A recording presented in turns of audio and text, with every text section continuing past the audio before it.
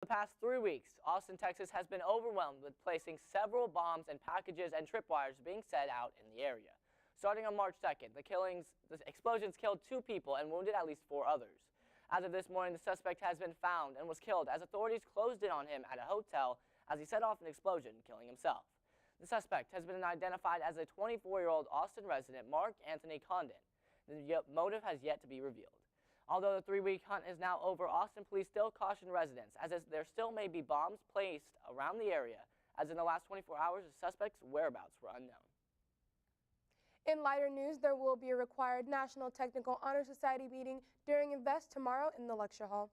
You will be discussing NTHS and the induction ceremony scheduled for next week. You can contact Ms. Helmick if you have any questions. With the pageant approaching, you'll be seeing more and more of our contestants. Today, we have a very special and musical Texan for you.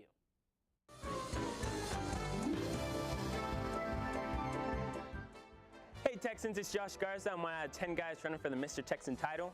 Most of the time you'll see me in the choir room as the Base 1 section leader, and most recently, the lead in our musical, Hello Dolly. Be sure to come out on April 3rd to see me get crowned Mr. Texan.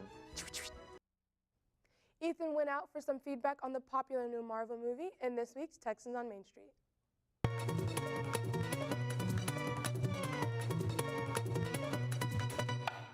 Did you guys go see Black Panther?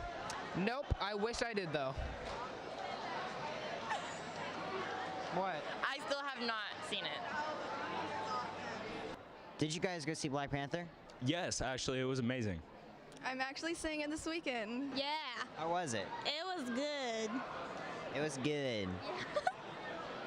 What do you think Infinity War is going to be like? Well, if it has the same track record that Marvel has had, either it's going to be really freaking good, or it's going to be absolutely horrendous and everyone's going to want to die. It's probably going to be like the same with every Marvel movie. Let's hope it doesn't suck, but it probably won't, so that's good, right? Yeah? Yeah.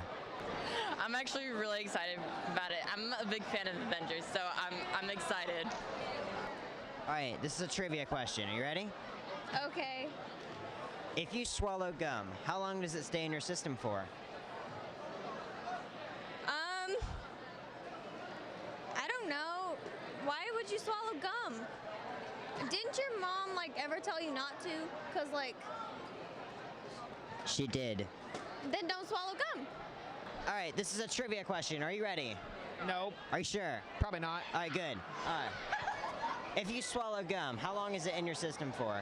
Isn't it in there for like 7 days or 7 hours? I can't remember. 7 something. I know that. I don't know. 7 years. Okay, 7 something. I'm not educated.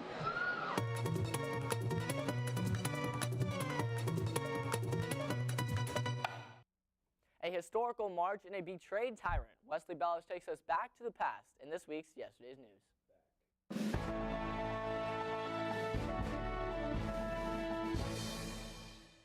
Good morning, Texans, and welcome back to Yesterday's News. I've got 2 weeks worth of history to catch you guys up on today, so let's get right into our top stories. We opened this week's episode with some historic steps toward progress, as over 3,000 civil rights protesters marched out of Selma, Alabama in 1965. The march, led by activist icon Martin Luther King Jr., was meant to protest voter discrimination, which had run rampant in the South for generations.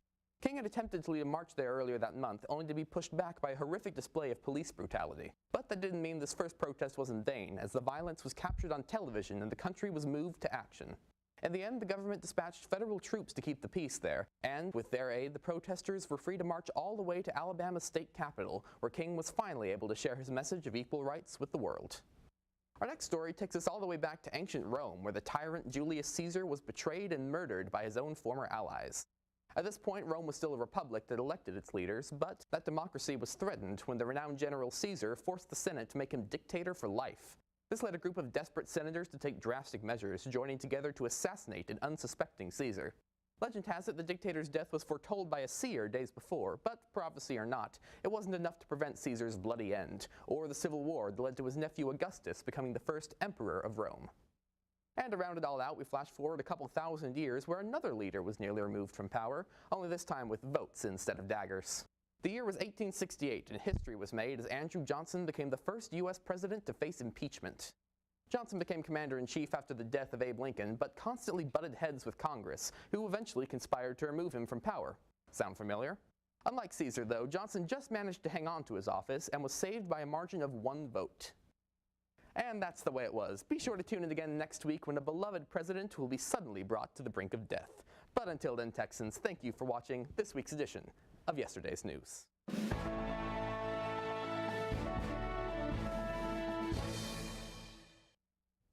Thanks, Wesley, for that little piece of history.